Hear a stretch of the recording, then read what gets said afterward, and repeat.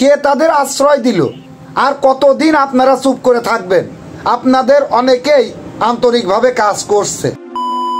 বিসমিল্লাহির রহমানির রহিম। প্রিয় দেশবাসী, আসসালামু আলাইকুম। কেমন আছেন আপনারা? আজকে যে টপিকটা নিয়ে আলোচনা করব সেটা হচ্ছে দালাল। এই দেশটা কার? এই হাসপাতাল, এই রাস্তা, এই ব্যাংক, এই থানা সবই জনগণের, তাই না?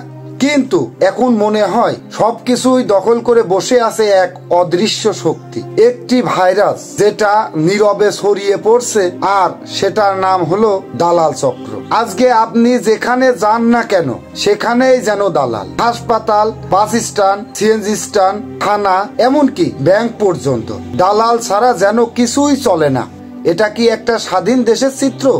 সরকারি হাসপাতালে রোগী নিয়ে গেলে শুরুতেই ঘিরে ধরে কিছু লোক। তারা বলে, ভাই আমার সঙ্গে চলেন, স্যারের চেম্বারে নিয়ে যায়, ভিজিট লাগবে না। শুনতে ভালোই লাগে, কিন্তু এর পেছনে আছে এক ফাঁদ। চেম্বারে নিয়ে এমন এমন টেস্টের নাম শুনবেন যেগুলোর অর্ধেকই দরকার নেই। হাজার হাজার টাকার বিল, রোগীর অসহায় আত্মীয় হতবাক, আর দালাল তাদের ভাগের টাকা পেয়েই হাসছে। বাস স্ট্যান্ডে দালাল। একজন যাত্রী বাস স্ট্যান্ডে নামলেই পেছনে পড়ে যায় দালালের দল। ভাই ভালো বাসে উঠাইয়া দেই, ভাড়াও কম নিব, এসব বলে এক প্রকার জিম্মি করে ফেলে।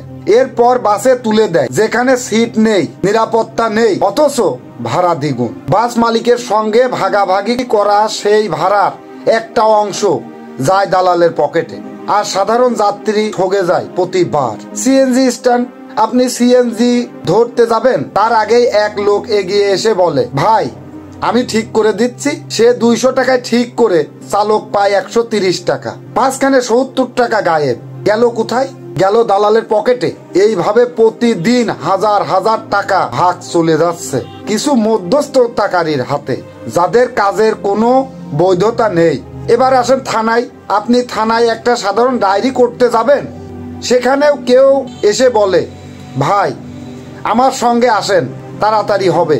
আপনি যদি সাধারণ পথে যেতে চান, বলা হয়, স্যার ব্যস্ত আছে, অথচ সেই দালালের হাত ধরে গেলে কাজ 5 মিনিটেই হয়। এবার আসেন ব্যাংকে। ব্যাংকে গেলে দেখা যায় সরকারি ভাতা তুলতে কিংবা ক্ষুদ্র ঋণ নিতে হলে দালালের সাহায্য নিতে হচ্ছে। লাইনের বাইরে বসে থাকা লোকগুলো টাকা নিয়ে বলে, ভাই চলেন আমি করে দিচ্ছি, আর সেই মধ্যস্থতায় খরচ হয় জনগণের কষ্টের টাকা। অনেক সময় ব্যাংকের ভেতরের কিছু অসাধু কর্মকর্তা এই চক্রের সঙ্গে জড়িত থাকে। আপনারা যারা প্রশাসনের আছেন, পুলিশ, র্যাব, পিআরটিএ, স্বাস্থ্য বিভাগ, ব্যাংক কর্তৃপক্ষ, আপনাদের সামনে আজ একটি প্রশ্ন, এই দালাল চক্র এতটা শক্ত হলো কিভাবে? কে তাদের আশ্রয় দিল? আর কতদিন আপনারা চুপ করে থাকবেন?